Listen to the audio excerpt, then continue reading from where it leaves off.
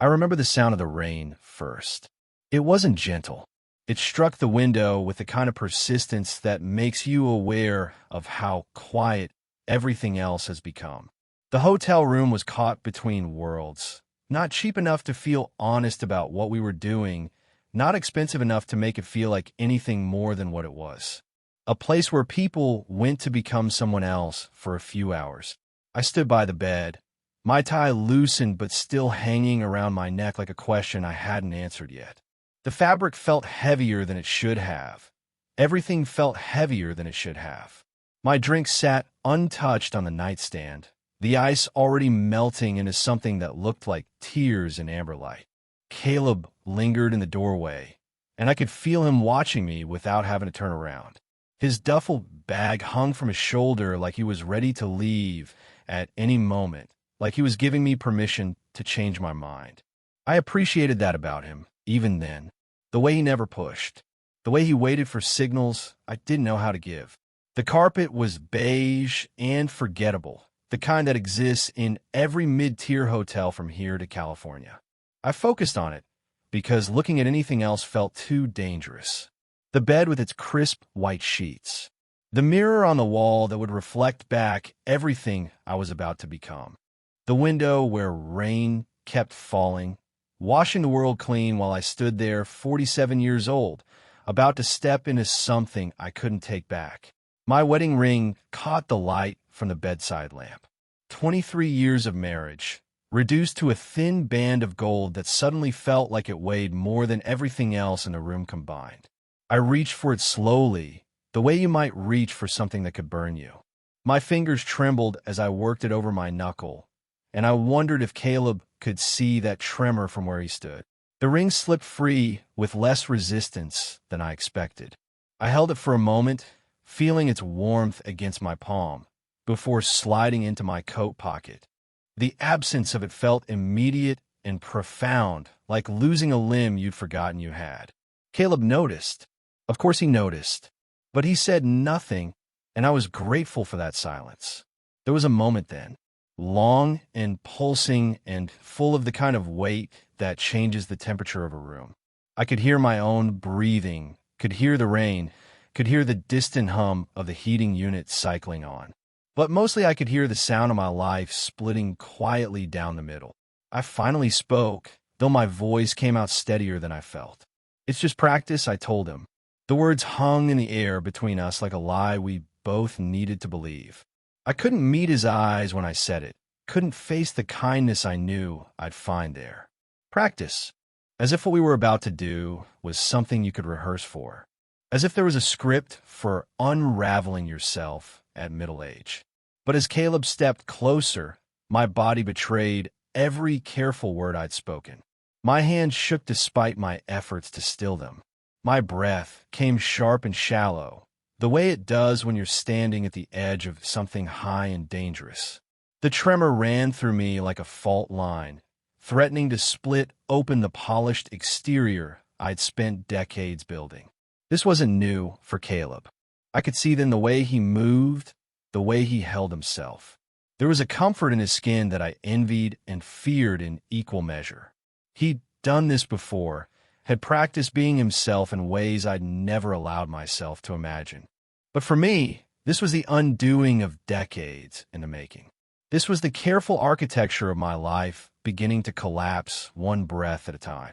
The rain kept falling. The room kept holding us. And somewhere in the space between his first step toward me and whatever came next, I felt myself disappearing into someone I'd never been brave enough to meet. I should tell you about the life I built before that hotel room. The life I thought I wanted, the life that looked right from every angle except the one that mattered most. Millfield Academy sits on 43 acres of carefully maintained New England countryside, the kind of place where autumn leaves are raked into perfect piles and every brick seems to have been placed with intention. I've been teaching literature there for 18 years, long enough to become part of the landscape, reliable as the chapel bell that chimed every hour. My classroom was on the second floor of Hawthorne Hall, with windows that looked out onto the quad where students gathered between classes, their voices carrying the easy confidence of youth. The drive home took me through the center of town, past the coffee shop where I bought my morning cup every day at 7:15, past the library where I'd spent countless Saturday afternoons grading papers, past the small park where Elaine and I used to walk when the children were young. Everything was familiar, worn smooth by repetition, comfortable in the way that old shoes are comfortable. I told myself this was enough. This was what happiness looked like when you were responsible, when you made the right choices, when you honored your commitments. Our house was a colonial built in 1847, with wide plank floors and windows that rattled in winter storms. Elaine had filled it with warmth over the years, choosing fabrics and colors that made every room feel like an embrace. There were photographs everywhere, documenting our family's evolution through the decades. Christmas mornings with the children still small enough to believe in magic. Beach vacations on the Cape where we all squinted into the sun and pretended the happiness was as natural as the salt air. School plays and graduations and birthday parties, all of it carefully preserved behind glass. Elaine was everything a man like me was supposed to want. Intelligent without being threatening, beautiful without being vain, devoted without being clingy. She ran the garden club and organized the church fundraiser every spring. She remembered birthdays and anniversaries, made sure the house was always ready for unexpected guests, never complained when I stayed late to grade papers or attend faculty meetings. She was a good woman, a kind woman, and I had loved her once with the kind of pure intention that young men mistake for destiny. But somewhere along the way, our marriage had become a dance we both knew too well. She would kiss my forehead before bed, a gesture so maternal it made my chest ache. I would bring her coffee in the morning, adding cream the way she liked it, and we would sit at the kitchen table discussing the day's schedule with the efficiency of business partners. The silence between us had grown comfortable, the way moss grows comfortable on a stone wall, softening the edges until you can't remember what the original structure looked like. Our children had been the bridge between us for years. Emma, now 24 and working in a nonprofit in Boston, had inherited Elaine's warmth and my stubborn streak. Marcus, finishing his senior year at the local high school, was quiet and thoughtful, the kind of boy who read poetry when he thought no one was looking. They were both good kids, launched or nearly launched into their own lives, leaving Elaine and me to navigate the spaces they'd once filled. The evenings were the hardest. After dinner, after the dishes were done, after the news had been watched and discussed, we would retreat to our separate corners. Elaine would read in the living room, curled into the corner of the sofa with a mystery novel or a biography of some historical figure. I would disappear into my study, surrounded by books and papers and the comfortable disorder of a life spent in pursuit of meaning. It was in that study that I kept the things that revealed too much. A volume of Adrian Rich's poetry, bookmarked at a page I'd read so many times the words had worn themselves into my memory. A letter from David Chun, a former student who'd written to thank me for encouraging him to write honestly about his experience as a young gay man. I'd kept that letter for 3 years, hidden behind tax files where Elaine would never find it. There was something in David's words, something about courage and authenticity that made me feel both proud and ashamed. I had records too, vinyl albums I'd bought in college and never quite had the courage to get rid of. Leonard Cohen, whose voice could make even the most mundane longing feel sacred. Joni Mitchell, who sang about love in ways that made me understand why I'd never quite felt at home in my own skin. I would put on those records sometimes, late at night when Elaine was asleep, and sit on the floor with my back against the desk, letting the music wash over me like a confession I was too afraid to make. The truth was, I had been living like a man underwater for years, holding my breath and pretending the pressure in my chest was normal. I made my coffee at 6:30 every morning, the same dark roast in the same blue mug. I watered the plants on Sundays, methodically working my way through the house while Elaine was at church. I kissed her forehead before bed, a gesture that had become as automatic as breathing. The motions were practiced, precise, the choreography of a life that looked perfect from the outside. But there were signs of fray if you knew how to look. The way I sometimes caught myself staring at nothing during faculty meetings, lost in thoughts I couldn't name. The way I lingered too long at the bookstore, running my fingers along the spines of books I was too afraid to buy. The way I found myself paying attention to the wrong things. Noticing the way sunlight fell across a male colleague's shoulders, the way certain students' eyes lit up when they talked about love or loss or the terrible beauty of being alive. I was 47 years old, and I felt like I was still waiting for my life to begin. The man in the hotel room, the one who removed his wedding ring with trembling fingers, had been building inside me for years. I just hadn't had the courage to meet him yet. The letter arrived on a Tuesday in October, mixed in with the usual stack of academic journals and department memos. The envelope was cream-colored, heavier than standard correspondence, with my name written in careful handwriting that looked vaguely familiar. I opened it standing in the faculty mailroom, surrounded by the quiet bustle of colleagues checking their own mail, and felt something shift in my chest as I read the words. Millfield Academy was hosting its annual creative writing retreat, a weekend program designed to inspire our students and connect them with working writers. This year's visiting artist was Caleb Morales, described in the letter as an emerging playwright whose work had been featured in several regional theaters. The name stopped me cold. I read it again, then a third time, as if repetition might change what I was seeing. Caleb Morales. I hadn't heard that name in 13 years, but I could picture him instantly.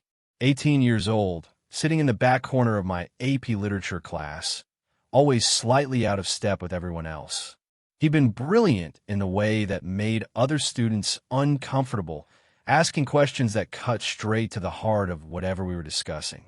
While his classmates wrote careful, formulaic essays, Caleb's work blazed with something raw and honest that both thrilled and terrified me. I remember the day he'd turned in a paper about Giovanni's Room, Baldwin's novel about desire and denial that most high school students avoided like radiation. Caleb had written about the protagonist's struggle with authenticity, about the cost of living a lie, with an insight that seemed far beyond his years. After class, I'd asked him to stay behind. We talked for nearly an hour about Baldwin's courage, about the way great writers excavate truth from the places where others fear to look. There had been something electric in that conversation, a recognition that passed between us like a current. Now he was coming back, not as a student, but as an artist in his own right. The retreat was scheduled for the first weekend in November, just 3 weeks away. I would be assigned as his faculty mentor, responsible for helping him navigate the weekend's events and ensuring he felt welcomed into our community. The irony wasn't lost on me. The weeks leading up to the retreat passed in a blur of preparation and anticipation I tried to convince myself was purely professional. I read everything I could find about Caleb's work, ordering copies of the small literary magazines that had published his early pieces. His writing had matured, grown more complex and layered, but it still carried that same fearless honesty that had set him apart as a student. He wrote about loneliness and connection, about the masks we wear to survive in a world that demands conformity. Reading his work felt like looking into a mirror I'd been avoiding for years. I found myself thinking about him at odd moments, while grading papers late at night, while driving to work through the familiar streets of our small town, while lying in bed next to Elaine as she slept peacefully beside me. I wondered what he looked like now, whether he still carried himself with that same quiet intensity, whether he remembered our conversations the way I did. The wondering felt dangerous, like standing too close to a flame. The retreat weekend arrived with the kind of crisp November weather that makes New England feel like a postcard. The visiting writers were housed at the Millfield Inn, a converted Victorian mansion that the Academy used for special events. I arrived early Friday evening for the welcome reception, wearing my best suit and carrying a nervous energy I couldn't quite explain. The inn's main parlor was filled with the usual suspects from these events. Faculty members making polite conversation. Students who'd been selected to participate looking simultaneously excited and intimidated. Parents who'd driven up from Boston or New York to see their children meet a real writer. I moved through the crowd with practiced ease, shaking hands and making small talk, all while scanning the room for a face I wasn't sure I'd recognize after 13 years. Then I saw him. He was standing near the fireplace, talking to Dr. Patterson, the head of our English department. The boy I remembered had been tall and gangly, all sharp angles and nervous energy. The man he'd become was still tall, but he'd grown into his frame. His dark hair was shorter now, touched with gray at the temples that made him look distinguished rather than old. He wore a simple black sweater and dark jeans. Nothing fancy, but he carried himself with a confidence that transformed the ordinary clothes into something that looked intentional. When he saw me approaching, his face lit up with a smile that was both familiar and completely new. We shook hands, and I felt the calluses on his palm, the rough texture of someone who worked with his hands as well as his mind. He told me it was good to see me again, that he'd often thought about our conversations, about the way I'd encouraged him to write fearlessly. His voice was deeper than I remembered, but it still carried that same warmth that had drawn me to him as a student. Dinner was served in the inn's dining room, a formal affair with multiple courses and wine that loosened tongues and lowered inhibitions. I found myself seated across from Caleb, close enough to study his face in the candlelight. He'd aged well. The boy's sharpness softened into something more approachable. There were lines around his eyes that spoke of laughter and worry in equal measure, and when he smiled, I caught a glimpse of the 18-year-old who challenged me to think more deeply about the books we read together. We talked throughout the meal, but it was careful conversation, the kind appropriate for a public setting. He told me about his work, about the small theater in Portland where his latest play was being produced. I shared updates about the school, about changes in the faculty and curriculum. But underneath the polite exchange, I could feel something else humming between us. When our eyes met across the table, there was a recognition there that had nothing to do with memory and everything to do with the present moment. After dinner, the evening began to wind down. Students were escorted back to their dormitories, parents departed for their own hotels, and the faculty began to disperse. I lingered in the inn's lobby, pretending to review my notes for the next day's workshop while actually watching Caleb say goodbye to various colleagues. When the last of them had gone, he approached me with a bottle of wine in his hand. He couldn't sleep, he said. The excitement of being back, the strangeness of seeing familiar faces in unfamiliar contexts. Would I mind if he came up to my room for a nightcap? The inn had provided wine for the faculty, and it seemed a shame to let it go to waste. The request was casual, innocent enough, but something in his eyes suggested it was anything but simple. I should have said no, should have cited the late hour, the professional boundaries that existed between faculty mentor and visiting artist. Should have remembered that I was a married man with a reputation to protect and a life that depended on maintaining certain careful distances. Instead, I heard myself saying yes and felt something in my chest flutter like a bird testing its wings. My room was on the second floor, modest but comfortable, with a window that looked out onto the campus quad. I poured the wine while Caleb settled into the room's single armchair, and we began to talk the way we used to when he was my student, and I was young enough to believe that teaching was about more than transferring information from one mind to another. We talked about literature, about the loneliness of the creative process, about the way marriage could become a comfortable cage if you weren't careful. He told me about his own relationship struggles, about learning to be honest about who he was and what he wanted.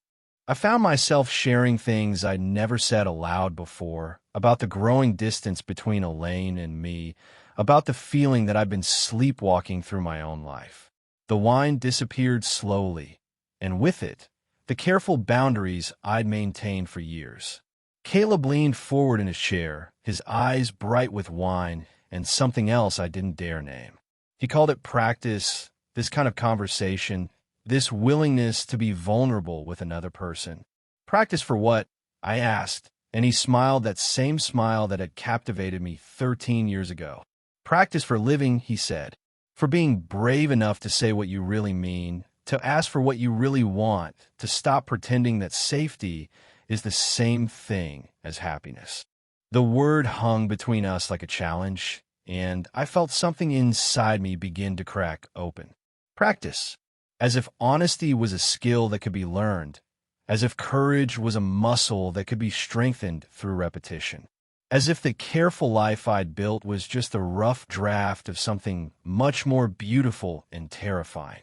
He left sometime after midnight, but the feeling he'd stirred in me remained long after his footsteps faded down the hallway. I lay in the unfamiliar bed, staring at the ceiling and trying to understand what had just happened. Nothing really, just two old acquaintances sharing wine and conversation. But everything, too. The first crack in a foundation I'd thought was unshakable. The first glimpse of a door I'd never noticed before. Practice, I whispered to the darkness, and felt the word reshape itself around possibilities I'd never dared to consider. The retreat ended on Sunday afternoon, but something had fundamentally shifted inside me. I drove home through the familiar streets of our small town, past the coffee shop and the library and the park where Elaine and I used to walk, but everything looked different now. The buildings seemed smaller, the sky seemed wider, as if someone had adjusted the lens through which I viewed the world. Elaine was in the kitchen when I arrived, preparing dinner with the same methodical precision she brought to everything. She asked about the weekend, and I told her the safe details. The sessions had gone well, the students had been engaged, the visiting writer had been professional and insightful. I didn't mention the wine or the late-night conversation or the way Caleb's eyes had held mine when he talked about practicing honesty. I didn't mention the way my chest had tightened when he left or how I'd lain awake for hours afterward, staring at the ceiling and trying to understand what was happening to me. That night, after Elaine had gone to bed, I found myself in my study with a pen in my hand. I hadn't written anything that wasn't academic or professional in years, but suddenly I felt compelled to capture something of what I was feeling. The words came slowly at first, fragments of thought and sensation that I scribbled in the margins of student papers. The way candlelight had played across Caleb's face during dinner. The sound of his laugh when he told a story about his theater colleagues. The feeling of standing at the edge of something vast and unknown. I began carrying a small notebook with me, tucking it into my jacket pocket like a secret. During faculty meetings, I would find myself writing observations about the quality of light in the conference room, about the way Dr. Patterson's voice carried the weight of years, about the strange loneliness of being surrounded by people who knew you only in your professional capacity. On napkins at the coffee shop, I would jot down fragments of memory from the weekend, trying to make sense of the emotional territory I was navigating. Elaine noticed the change in me, though she interpreted it as stress. She began bringing me chamomile tea in the evenings, rubbing my shoulders when I sat hunched over papers at my desk. Her touch was gentle and familiar, but it felt like an echo of something that had once been more substantial. I didn't pull away, but I didn't lean into it either. We existed in that careful space between intimacy and distance that long marriages sometimes become. 3 weeks after the retreat, I received an email from Caleb. The subject line was simple: "Thank you." The message was brief, professional, expressing gratitude for the warm welcome and the opportunity to work with our students. But at the bottom, almost as an afterthought, he'd included a personal note. He'd been thinking about our conversation, he wrote, about the idea of practice, about the courage it takes to live authentically. He hoped we might continue the discussion sometime. I stared at the email for a long time before responding. My reply was equally careful, equally professional, but I found myself including my personal phone number at the bottom, along with a suggestion that he call if he was ever in the area. I hit send before I could second-guess myself, then immediately regretted and celebrated the decision in equal measure. The first letter arrived 2 weeks later, handwritten on heavy paper that spoke of intentionality and care. Caleb wrote about his current project, a play about middle-aged men confronting the choices they'd made in their youth. The themes were familiar: authenticity, courage, the cost of living a life that looks right from the outside but feels hollow within. But he also wrote about personal things: his struggles with loneliness, his difficulty maintaining relationships when his work demanded so much emotional honesty, the way he sometimes felt like he was living in a world built for people who were more certain about themselves than he'd ever been. I wrote back that same evening, surprising myself with the length and intimacy of my response. I told him about the strange restlessness I'd been feeling, about the way his visit had stirred something in me I couldn't quite name. I wrote about the challenge of teaching literature to young people who were hungry for truth while living a life that felt increasingly like a performance. I told him about the notebook I'd started keeping, about the fragments of poetry I found myself writing in stolen moments. Our correspondence became a lifeline I didn't know I needed. His letters arrived every few weeks, always unexpected, always carrying that same careful blend of professional insight and personal revelation. He wrote about his work, about the small theater community in Portland, about the way art could be both a refuge and a responsibility. But he also wrote about desire, about the difficulty of wanting things that society told you were wrong or dangerous. He wrote about the loneliness of authenticity, about the way telling the truth could isolate you from the very people you most wanted to connect with. I began to understand that our letters were a form of practice, a way of testing the boundaries of what it meant to be honest with another person. In my responses, I found myself revealing things I'd never said aloud. The way I sometimes stood in my classroom after the students had left, feeling like an actor who'd forgotten his lines. The way I'd begun to notice men in ways that confused and frightened me. The way my marriage had become a comfortable lie that protected us both from having to confront what we'd lost. Spring arrived early that year, and with it came an invitation to a conference in Boston. The New England Association of Independent Schools was hosting a weekend symposium on innovative teaching methods, and Millfield had agreed to send a representative. The choice fell to me, partly because of my seniority and partly because I'd been the one to work with Caleb during the retreat. It was a logical selection, nothing more than professional development wrapped in academic bureaucracy. I mentioned the conference to Caleb in my next letter, almost as an afterthought. I would be in Boston for the weekend, I wrote, staying at a hotel near the harbor. If he happened to be in the area, perhaps we could continue our conversation over dinner. The suggestion felt both casual and loaded with possibility, a door left carefully ajar. His response arrived by email 2 days later. He would be in Boston that same weekend, he wrote. A small theater in Cambridge was producing one of his plays, and he'd planned to attend the opening night performance. Would I like to join him? We could have dinner afterward, catch up properly in person rather than through the careful distance of correspondence. I accepted immediately, then spent the next week alternating between anticipation and terror. I told Elaine about the conference, about the professional opportunity it represented, about the colleague I might meet for dinner. She encouraged me to enjoy myself, to take advantage of being in the city. Her generosity made me feel both grateful and guilty, a combination that was becoming increasingly familiar. The conference hotel was modern and efficient, designed for business travelers who valued function over form.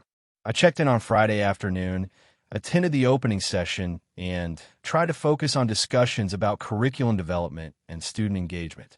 But my mind kept drifting to the evening ahead, to the theater where Caleb would be sitting in the dark, watching his words come to life on stage. The play was performed in a small black box theater in Cambridge, the kind of intimate space where you could see the actors' expressions clearly, where every emotion felt immediate and raw. I found Caleb in the lobby before the performance, and the sight of him took my breath away. He was wearing a dark suit that made him look both professional and artistic. And when he smiled at me, I felt that same electric recognition that had sparked between us at the retreat. We sat together in the third row, close enough to feel the heat from the stage lights, and watched his play unfold. It was a story about two men who meet at a conference, both married, both carrying the weight of lives that had become too small for the people they were becoming. The dialogue was sharp and honest, cutting through the careful pretenses people use to protect themselves from their own desires. Sitting next to Caleb in the dark, watching his words explore the territory between safety and authenticity, I felt like I was seeing my own story reflected back at me. After the performance, we walked along the harbor, past the ships and the late-night restaurants, talking about the play and the risks inherent in creating art about difficult subjects. The night was warm for early spring, and the city felt alive around us in ways that made our small town seem even smaller by comparison. We found a quiet restaurant overlooking the water, and over dinner, our conversation deepened into the kind of honesty that had characterized our letters. Caleb talked about the loneliness of his work, about the way writing about love and desire had made him hungry for both. He spoke about the difficulty of maintaining relationships when your art demanded that you excavate the parts of yourself that most people preferred to keep buried. I found myself talking about my marriage, about the way Elaine and I had become skilled at avoiding the subjects that might require us to change or grow. As the evening wore on, the carefully maintained distance between us began to collapse. We moved from opposite sides of the table to sitting next to each other, our conversations becoming more intimate, more immediate. When he mentioned feeling tired, I suggested we continue talking in my hotel room. The words left my mouth before I could consider their implications, but I didn't take them back. The hotel room was anonymous and clean, designed for temporary occupancy rather than permanent residence. We opened the bottle of wine I'd bought at the restaurant and continued our conversation on the small couch near the window. The city lights created a backdrop of possibility, and in that carefully neutral space, we talked about desire in ways that felt both dangerous and necessary. Caleb reached across the space between us, his fingers brushing against my wrist in a gesture that could have been accidental but wasn't. I didn't pull away. Instead, I turned my hand palm up, letting his fingers trace the lines there like he was reading my future. The touch was gentle, questioning, giving me every opportunity to retreat if I needed to. But I didn't retreat. Instead, I leaned into the touch, let it anchor me to this moment that felt both inevitable and impossible. We didn't kiss that night, didn't cross the physical boundaries that would have made everything explicit. But something fundamental shifted between us, some careful pretense finally abandoned in favor of a more honest acknowledgement of what we both wanted. When he left in the early hours of the morning, I lay in the unfamiliar bed, staring at the ceiling and trying to understand what had just happened. Nothing really, and everything. The careful architecture of my life had developed its first serious crack, and I could feel something wild and frightening beginning to grow in the space that had opened up. I drove home the next day in a state of quiet revolution, past the familiar landmarks of my ordinary life, carrying inside me the memory of possibility and the terrible knowledge that I would never be able to pretend I didn't want more than I had allowed myself to imagine. The weeks following Boston passed in a strange suspension of time. I moved through my daily routines with the same precision I'd maintained for years, but everything felt different now. The coffee tasted stronger. The morning light seemed more golden. I found myself paying attention to details I'd never noticed before. The way the steam rose from my cup in spirals. The sound of Elaine's footsteps on the stairs. The particular quality of silence that filled our house in the hours between dinner and sleep. I was living in two worlds simultaneously. There was the world where I was Julian Halberstam, respected faculty member, devoted husband, father of two grown children. And there was the world where I was someone else entirely, someone who wrote fragments of poetry in stolen moments and carried the memory of another man's touch like a secret flame. The letters continued, arriving with the same irregular frequency that had characterized our correspondence since the retreat. But now they carried a different weight. Caleb wrote about his work, about the challenges of mounting a new production, about the way art could be both a refuge and a prison. But he also wrote about desire, about the difficulty of wanting things that society told you were impossible or wrong. His words were careful, coded in the language of metaphor and suggestion, but I understood what he was really saying. My responses grew bolder as well. I found myself writing about the loneliness of marriage, about the way intimacy could become a performance when you'd forgotten how to be genuinely present with another person. I wrote about the strange restlessness that had begun to characterize my days, the feeling that I was living someone else's life and had forgotten how to find my way back to my own. I wrote about desire in ways that felt both terrifying and necessary. It was during this period that I began to spend more time in my study, not just grading papers or preparing lessons, but exploring the parts of myself I'd kept carefully hidden for decades. I would close the door, pour myself a glass of wine, and allow myself to read the books I'd been too afraid to read in daylight. Poetry that spoke to experiences I'd never allowed myself to acknowledge. Memoirs by men who had discovered their authentic selves later in life. Essays about the cost of living a lie and the courage required to tell the truth. One evening in late spring, I found myself reading all of Caleb's letters aloud, letting his words fill the small space of my study like a prayer or a confession. My voice trembled as I spoke, and I realized I was hearing something I'd never heard before, the sound of my own longing given voice and substance. The vulnerability in my tone surprised me, as if I'd discovered a musical instrument I'd never known I possessed. That night, after Elaine had gone to bed, I stood in front of the bathroom mirror and looked at myself with the kind of honest attention I'd been avoiding for years.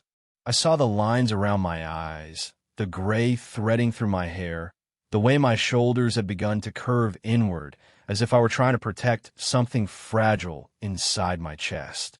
But I also saw something else, a glimmer of possibility, a suggestion of the man I might become if I found the courage to stop pretending. I tried to imagine myself without the titles that had defined me for so long. Not Professor Halberstam, not Elaine's husband, not Emma and Marcus's father. Just Julian, just a man standing in a small room, finally ready to meet himself. The revelation came, as these things often do, during an ordinary moment that suddenly blazed with significance.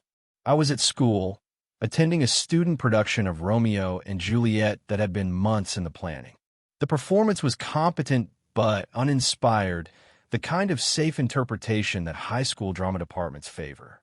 I sat in the back of the auditorium, watching the young actors move through their familiar roles, when suddenly I was struck by the weight of what I was witnessing.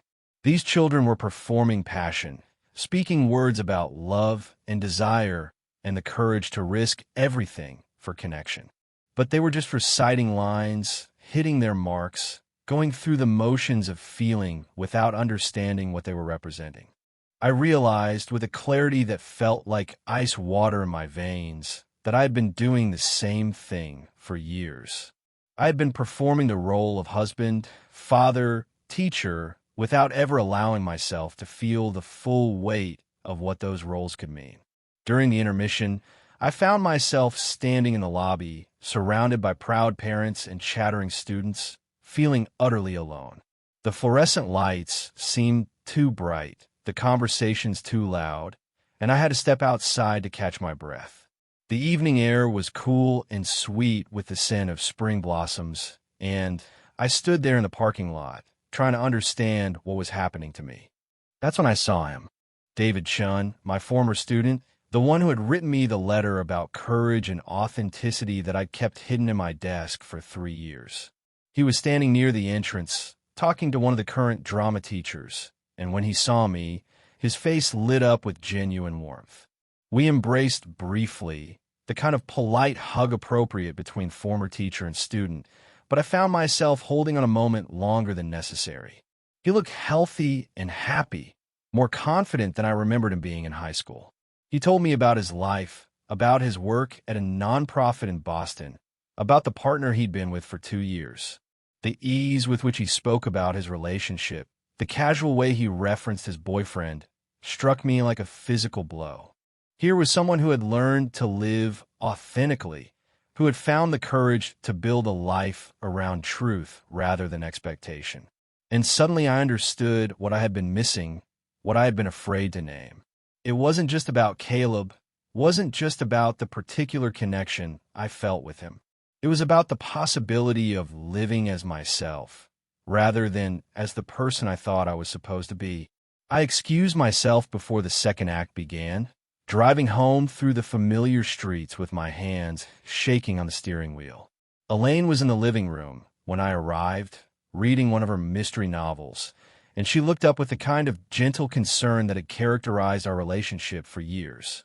She asked if I was feeling well, and I heard myself saying that I needed to talk to her about something important.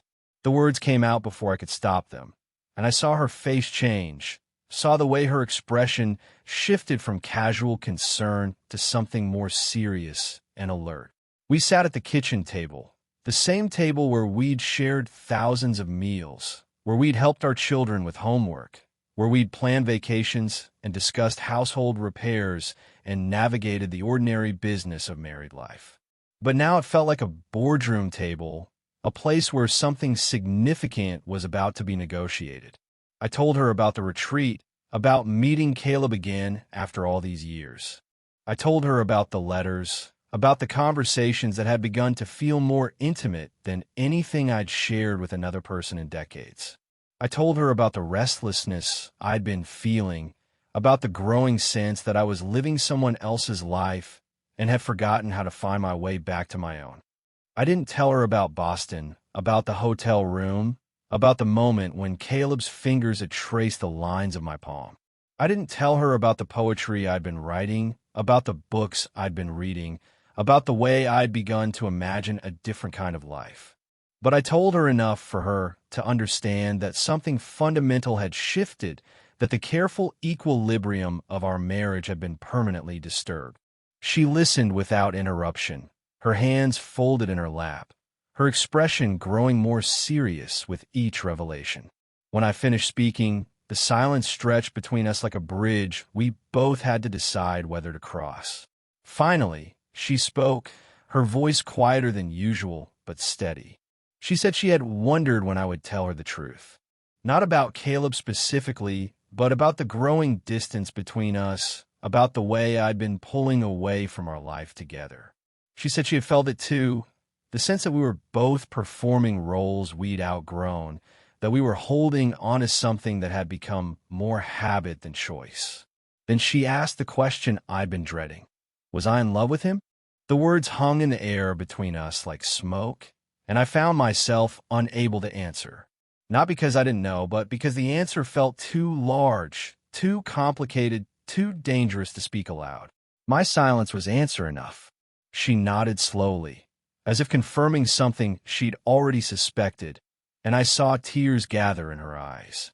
But when she spoke again, her voice was steady, even kind. She said she had always known there were parts of me I kept hidden, even from myself. She said she had hoped that love would be enough to help me find my way to wholeness, but she was beginning to understand that some journeys had to be taken alone. We sat there in the familiar kitchen, surrounded by the accumulated evidence of our life together, and began the careful work of acknowledging what we had both known but been too afraid to say. Our marriage had become a beautiful lie, and we were both too tired to keep telling it. That night, I lay in our bed, listening to Elaine's breathing, feeling the weight of everything that had changed and everything that was still changing. I thought about David Chun, about the easy way he'd spoken about his partner, about the kind of courage it took to build a life around truth rather than expectation. I thought about Caleb, about the letters that had become a lifeline, about the possibility of connection that felt both terrifying and necessary. And I thought about the man in the mirror, the one I'd finally begun to see clearly. He was older than I'd expected, more weathered, but there was something in his eyes that hadn't been there before. Something that looked like the beginning of hope, the first stirring of a courage I'd never known I possessed. The revelation wasn't dramatic or sudden. It was quiet and gradual, like the way dawn breaks over a landscape you've been traveling through in darkness.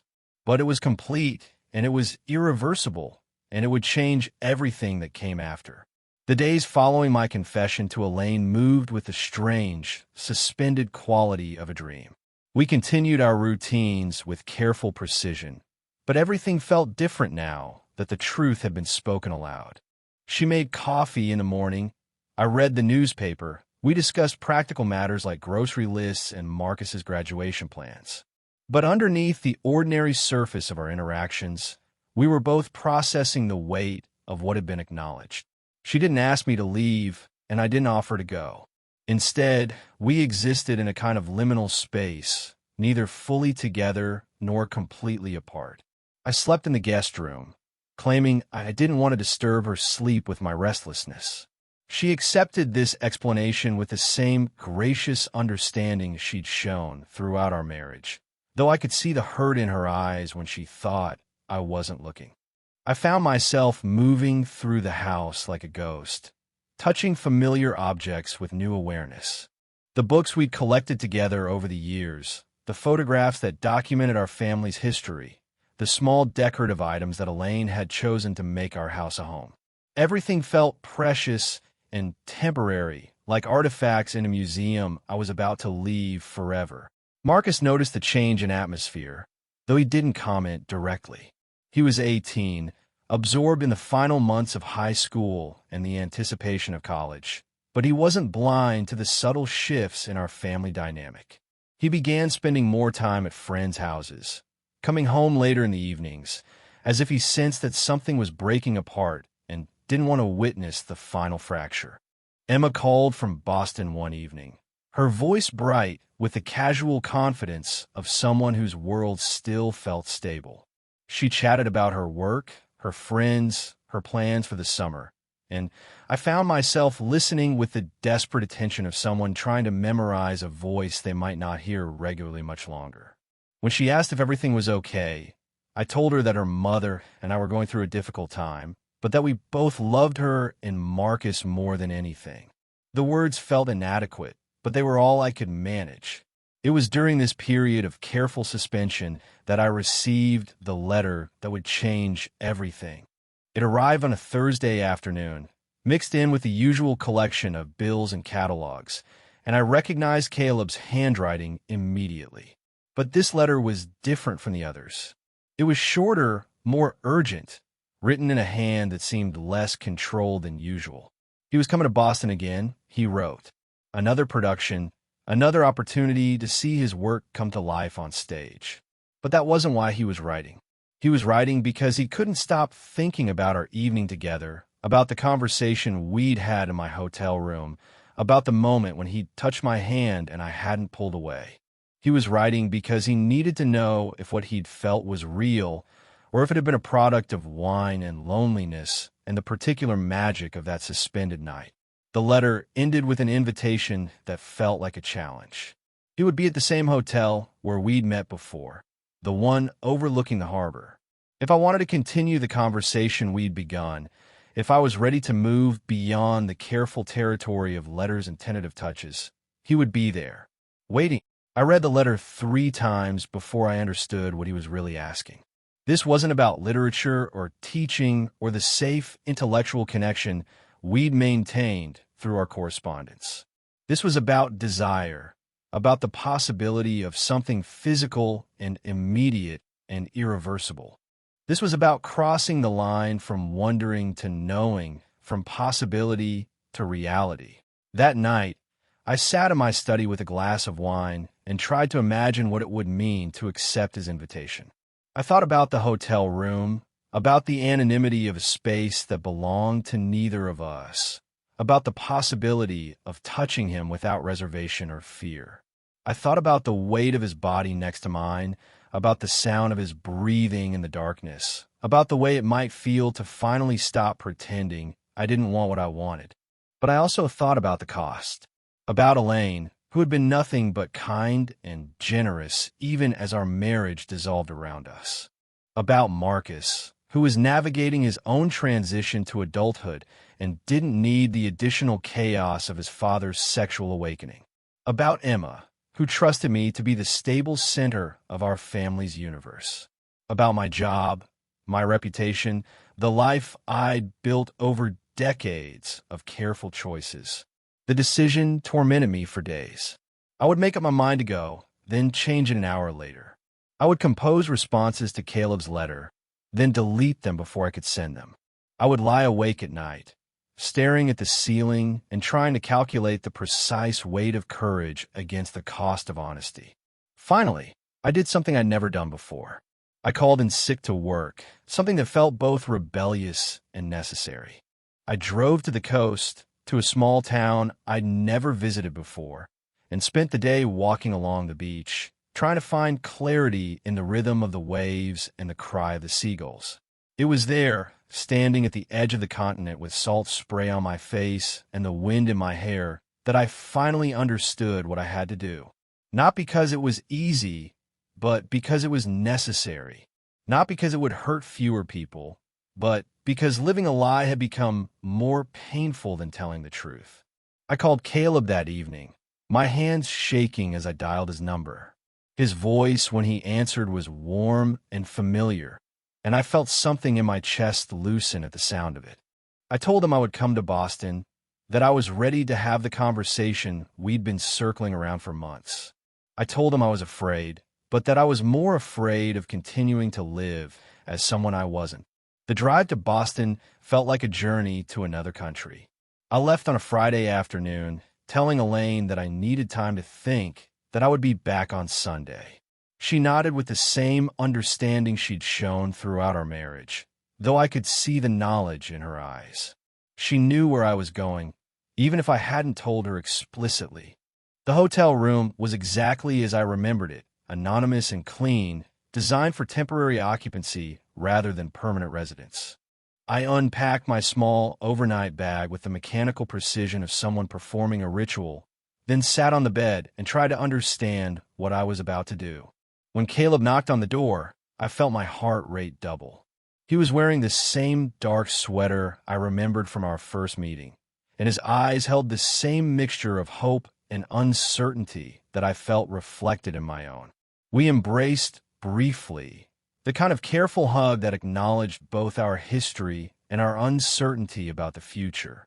We talked for a while, the same kind of careful conversation we perfected over months of letters and phone calls. But underneath the words, something else was happening. The air between us felt charged with possibility, and I found myself paying attention to details I'd never noticed before. The way he gestured when he spoke, the sound of his laugh, the particular shade of brown in his eyes. Eventually, the conversation began to falter, replaced by a silence that felt both comfortable and electric. We were sitting on the small couch near the window, the city lights creating a backdrop of possibility, and I realized that we had arrived at the moment of truth. Everything that had come before had been preparation for this. The decision to stop pretending, to stop hiding, to finally allow ourselves to want what we wanted. He reached for me first, his hand finding mine with the same gentle certainty he'd shown months ago. But this time, I didn't just allow the touch. I returned it, turning my palm up to meet his, letting my fingers intertwine with his in a gesture that felt both natural and revolutionary. The kiss, when it came, was nothing like I'd imagined. It wasn't desperate or urgent or driven by years of repressed desire. It was gentle, tentative, almost shy. It was the kiss of two people who had finally found the courage to be honest with each other, and it tasted like possibility and salt and the particular sweetness of truth finally spoken. When we broke apart, I looked into his eyes and saw my own wonder reflected there. This was real. This was happening. I was 47 years old, and I was finally learning what it meant to want something without shame, to reach for connection without fear. We didn't rush. We took our time, exploring this new territory with the careful attention of travelers in a foreign country. We talked between touches, sharing fears and hopes, and the particular vulnerability that comes with being seen completely by another person. We laughed at the strangeness of it all, at the way desire could make you feel both ancient and newborn at the same time. When morning came, I found myself in an unfamiliar bed, next to a man whose breathing had become as familiar as my own. The sunlight streaming through the hotel window felt different somehow, as if the world had been painted in new colors while I slept. I had crossed a line I'd never imagined crossing, and I felt both terrified and exhilarated by the distance I traveled. Caleb stirred beside me, and when he opened his eyes, the smile that spread across his face was like sunrise. We didn't speak immediately, just lay there in the morning light, taking inventory of what had changed and what remained the same. I was still Julian Halberstam, still a teacher and a father and a man navigating the complexities of middle age. But I was also something new, someone who had finally found the courage to live authentically regardless of the cost. The drive home was the longest journey of my life. I had to tell Elaine what had happened, had to find a way to explain that I'd crossed a line that couldn't be uncrossed. I had to figure out how to be a father to children who would have to revise their understanding of who I was. I had to decide whether I was brave enough to rebuild my life around truth rather than expectation. But for the first time in years, I felt like I was driving towards something rather than away from it.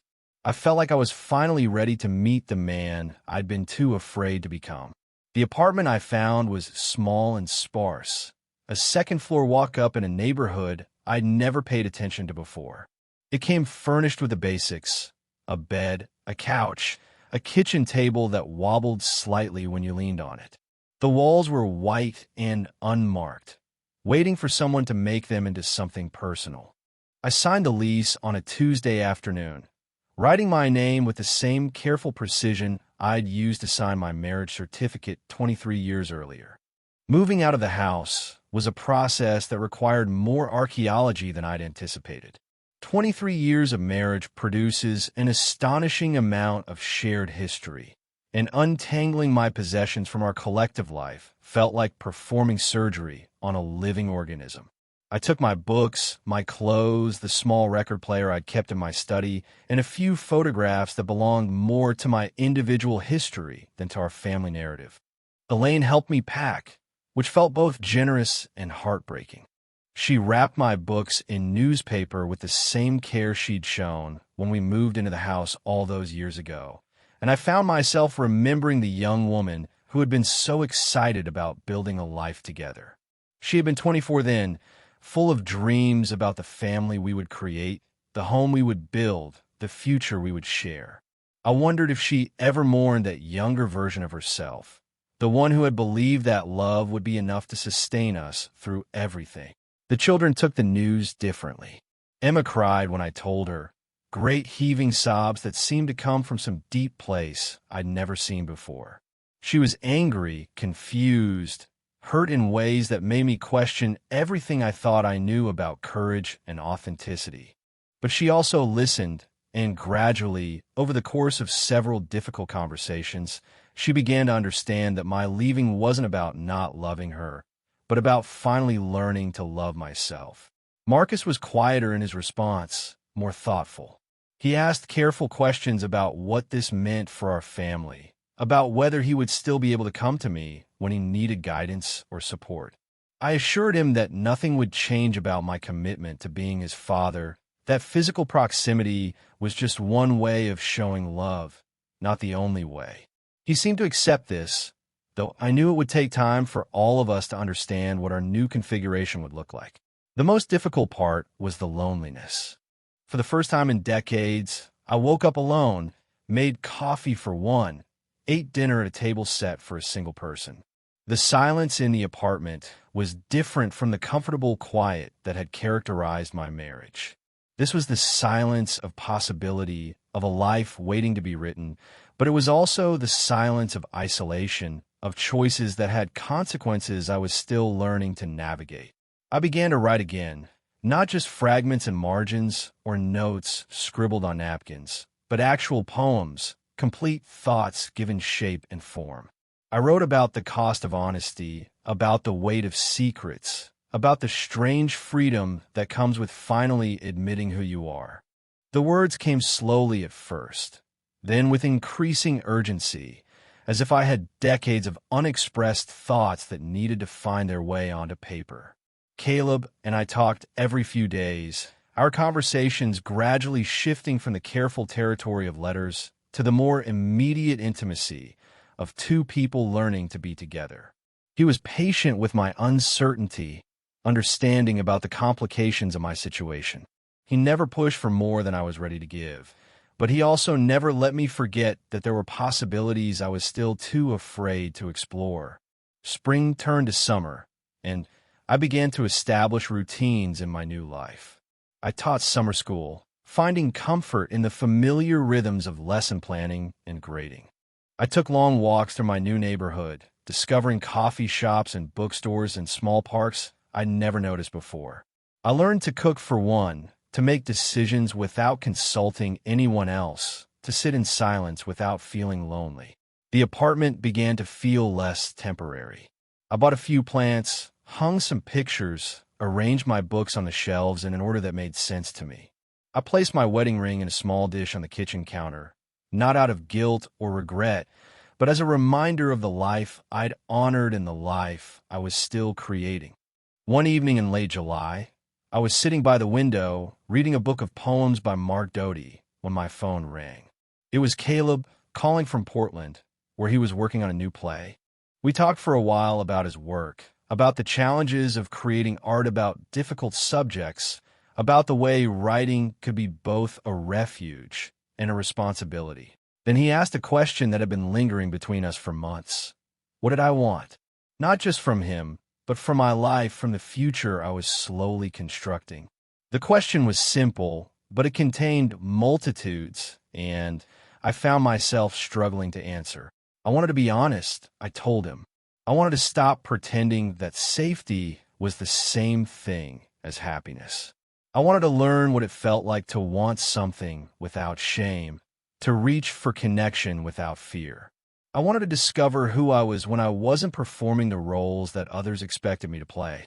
He listened without judgment, the way he always did, and when I finished speaking, he said something that surprised me. He said he was proud of me, not just for having the courage to leave my marriage, but for having the courage to keep questioning, to keep growing, to keep refusing to accept that the life I'd built was the only life I was allowed to have. The summer ended, and with it came a new school year, new students, new challenges. I returned to my classroom with a different energy, a different presence. My colleagues noticed the change, though they didn't comment directly. I seemed more relaxed, more present, more willing to engage with the difficult questions that literature raises about love and identity and the cost of living authentically. One afternoon in September, I was walking across the campus when I saw a young man sitting alone on a bench, reading a book of poetry.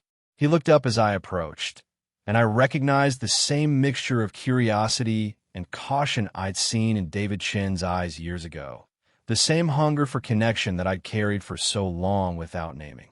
I sat down beside him, and we talked about the book he was reading, about the way poetry could make you feel less alone in the world. He told me about his own writing, about the stories he wanted to tell, but didn't know how to begin. I listened with the kind of attention I'd learned to give to my own desires, and when he finished speaking, I told him something I'd never said to a student before. I told him that the most important thing he could do was to write honestly, to refuse to let fear dictate what stories he was allowed to tell. I told him that authenticity was a practice, not a destination, and that the courage to be yourself was something you had to choose again and again, especially when the world made it difficult to do so. The conversation ended when he had to leave for class, but as I watched him walk away, I felt something I hadn't experienced in years, the satisfaction of passing on something valuable, something that might help another person find their way to themselves. That evening, I called Caleb to tell him about the encounter, about the strange joy of recognizing myself in someone else's struggle. We talked for a long time about the responsibility of living openly, about the way our choices could create space for others to make their own difficult decisions. As autumn deepened, I began to feel less like someone who had left something behind and more like someone who was moving toward something new. The apartment no longer felt temporary. The silence no longer felt lonely.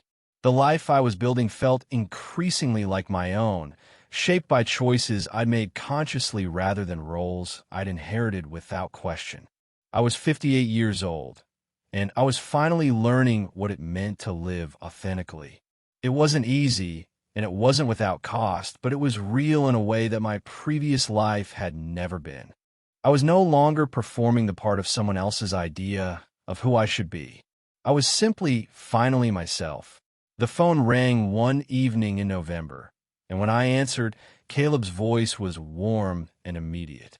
He was coming to Boston again, he said, and he wondered if I'd like to meet him. Not at a hotel this time, but at my place in the small apartment I'd made into a home. I said yes without hesitation, and as I hung up the phone, I realized something had changed. I was no longer afraid of what I wanted. I was ready to reach for it, to hold it, to make it real in whatever way I could. I was ready to stop practicing and start living.